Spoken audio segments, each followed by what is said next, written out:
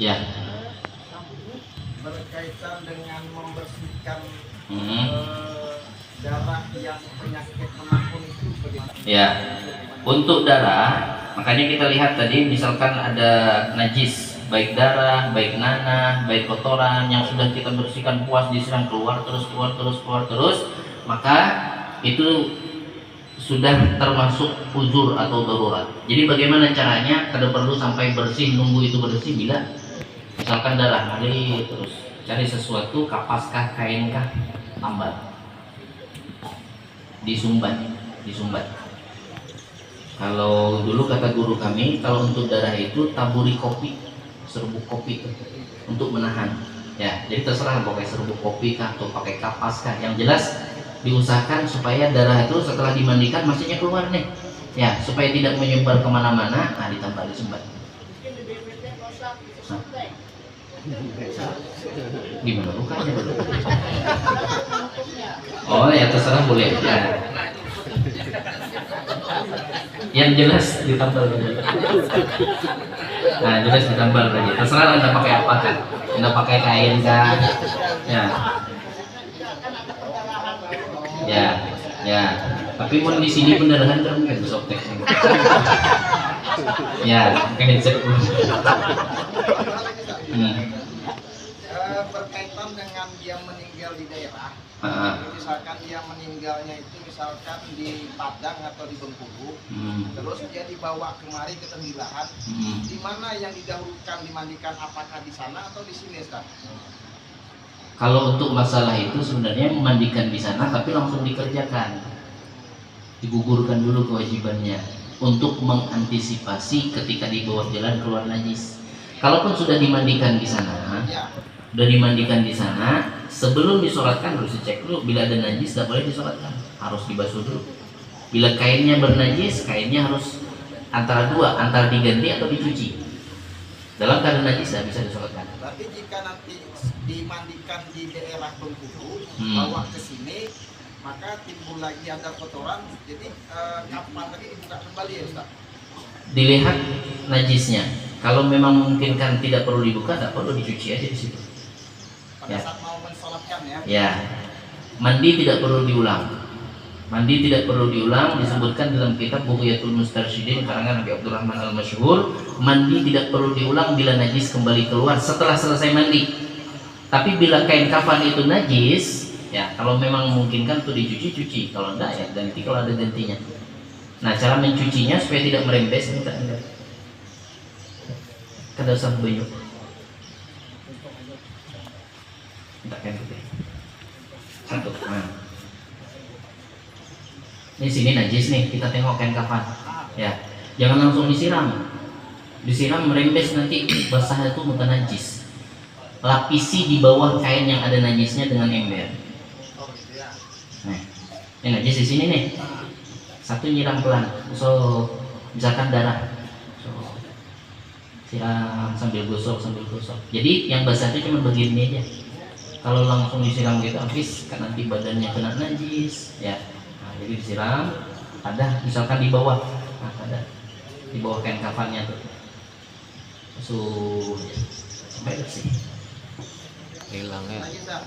Setting lagi. Ya. Berkaitan dengan kita membalsem atau mengawetkan mayat itu daerah bagaimana, Ustaz? Boleh apa tidak? Ada di dalam kitab Manahilul Irfan. Kebetulan judulnya sama wan ngaran ulun. Karangan Syekh Bafadhal. Untuk membalsam atau mengawetkan dimasukkan ke kulkas kah apa namanya tuh kalau di rumah sakit tuh? Ya. Boleh satu. Karena ada hajat otopsi, meninggal tidak wajar, mau diketahui sebab meninggalnya karena apa, boleh didiamkan. Kan bertentangan dengan sunnah harus disegerakan karena ada hajat. Itu yang pertama. Yang kedua, ya, anaknya ada di Timur Tengah, orang tuanya meninggal di Indonesia, nunggu anak datang, boleh. Ada di dalam kitab Manahilul Irfan. Ya, boleh. Kita ganti. Mesti Ustaz. Satu lagi berkaitan otopsi tadi. Ya. Kita kan misalnya ada kasus pembunuhan atau apa atau racun atau apa. untuk penyelesaiannya kan butuh otopsi nih, tapi mayat sudah dikubur. 1 minggu berikutnya dibongkar, diotopsi, apakah wajib dimandikan lagi atau gimana? Nah ini ulun kan bisa jawab. Kalau di Safinah jawabannya kadadak boleh membongkar karena otopsi. Boleh membongkar itu kemungkinan perempuan yang meninggal lagi hamil, janinnya dimungkinkan hidup, boleh dibongkar. Kalau ini hidup, kadingan meriksa janinnya. Meninggal lagi hamil 8 bulan, ya udah langsung dikuburkan. Baru sadarnya itu setelah dikuburkan, ada janinnya, jangan masih hidup. Bongkar boleh. Yang pertama. Yang kedua, ketika mayat itu lupa menguburkan, membelakangi kiblat bukan menghadap kiblat, boleh dibongkar. Yang ketiga, boleh dibongkar kalau misalkan ya di dalam kuburan mayat itu tertinggal ada harta benda, misalkan cincin kah atau jam tangan kah jatuh masuk ke situ. Ya, pas lagi masukkan ke liang kubur, ya ada gelang jatuh ke situ. Ya, boleh dibongkar. Kalau untuk diotopsi saya belum jumpa masalahnya, boleh dibongkar apa tidak. Wallahu a'lam. Ya. Nah, pemindahan kubur alasannya apa? Kalau alasannya darurat, misalkan longsor, boleh. Tapi kalau lil hajah liziarah, alasannya supaya nyaman menziarahi asalnya abah mamanya, ya diam di kampung, jauh di ujung kebun sana berkubur, anaknya pindah ke kota, mau dipindah kuburan abahnya ke kota, parak tentang rumahnya supaya gampang ziarahi, tidak boleh. Tapi kalau ada hajat longsor harus dibongkar, misalkan kalau tidak dibongkar bisa hilang itu kuburan, boleh dipindah. Tapi kalau bukan karena itu tidak boleh. Dah.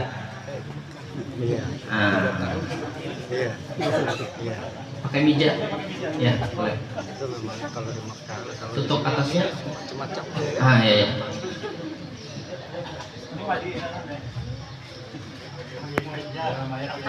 Ini minta maaf jam berapa nih? Ya. Dan siapkan Pak Haji Budi, dibuka kembali kain kafannya. Nah ini kita ganti dulu kainnya, jangan sampai aurat terbuka, tarik pelan-pelan. Ya, ini Bapak Ibu sekalian coba lihat, nih ganti alasnya ini, kainnya yang basah, jangan sampai auratnya terbuka, tarik pelan-pelan. Dan tutup, jangan dibuka.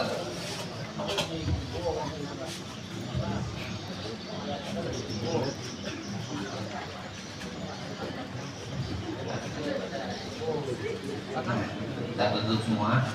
Ini mangkatnya jangan gini, supaya aman. Ini mangkatnya, jadi peluk.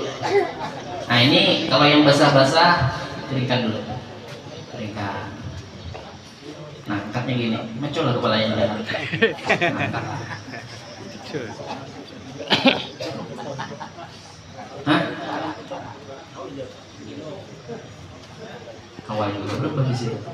Ya. Buat gugur. Atau ini aja kan apa lah? Ya. Di atas itu banding dulu. Ini buka Pak Haji. Kapannya dibuka dulu? Kapan dibuka dulu? Ini minta maaf lah siapa Bang Juni. Ini darurat kita nih. Badannya lulus.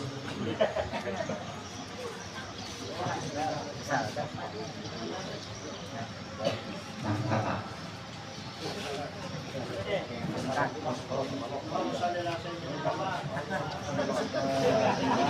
Al-Fatihah. Majul.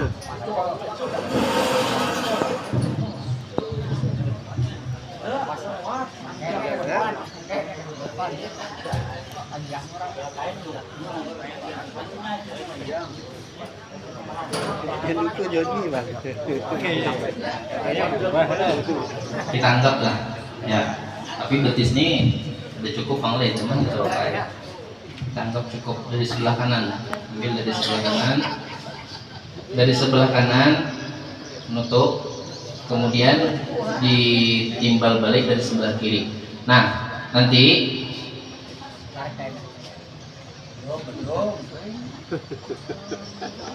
ini kanan, Nah, ini kayaknya tarik begembatan, jangan sampai auratnya itu buka. Tutup sebelah sini, ini ditarik. Ini karena kita kaitnya ke lain pak ukurannya. Ya. Ini kapas, buah kaki kapas. Cinta ya batasnya. Dengkul kapas, terikat juga kapas, bubur. Bubur. Iya. Ikan Joni. Ya. Nah ini dirapatkan nih. Nah, jadi ininya ditarik perlahan, jangan langsung dibuka gitu. Dibuka kayak ini hanya tutup, biar dia gini dulu. Jadi sesuai. Nah coba tarik sini pak. Nah mulai tutup. Nah, jadi tidak sempat terbuka, ya kecuali dan nutup lagi. Nah, ini rapat ya lah, rapat. Jadi kanan. Nah, ini tutup kiri. Jangan dulu, masih ada kapas di sini. Kapas di kemaluan yang ganal tadi. Kalau bisa, ya tutup dari belakang ke depan. Berkapas dulu di sini. Nah, tarik lagi. Ini rapatkan, dirapatkan, kencang jangan sampai kebuka. Cang. Nah,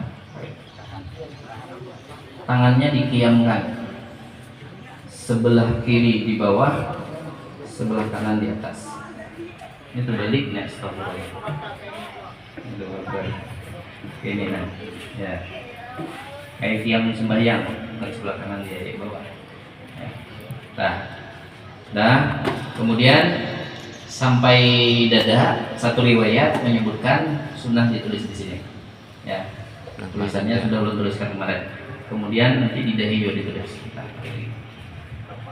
Nulisnya kada boleh pakai tinta. Ya, kalau pakai parfum boleh karena parfum nya udah lawas, hilang. Nah, bagian muha kemarin yang udah tutup dulu. Satu. Karena di hidungnya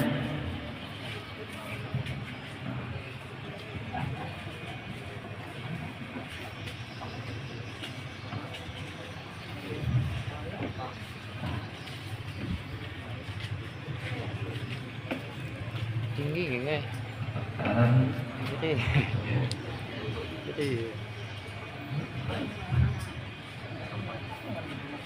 nah, kayaknya di sini lagi kapas lagi. Jadi buah tangan tadi yang lagi kapas, tempat-tempat sujud, telinga, mulut, hidung, mata.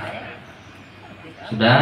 Nah sebelum kita tutup, panggil ahli waris terdekat yang mahram kalau memang lawan jenisnya. Ya, misalkan istrinya, anak perempuannya, Jangan nyuruh nyium, cium terakhir. mamanya, Aja Budi. ya, yang laki-laki, ya, silahkan dipersilahkan, boleh, ya, dicium silahkan. Nah, yang ini udah perlu. Udah selesai semua, ya kita tutup. Tutup sama 3 lapis ini ketemuan. Sudah itu baru ikat. Mana sebelah kiri? Sebelah kiri sini. Di atas kepala syuting. Nah, di sebelah kiri ikat hidup.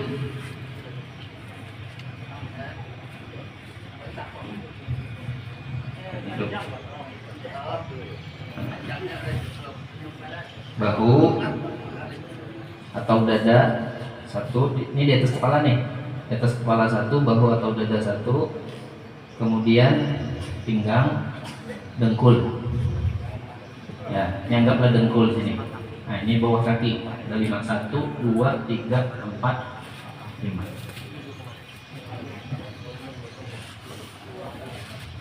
Nah, kemudian tinggal kita sholatkan. Untuk bab sholat insya Allah di kajian yang akan datang. Assalamualaikum warahmatullahi wabarakatuh. Jelas insya Allah.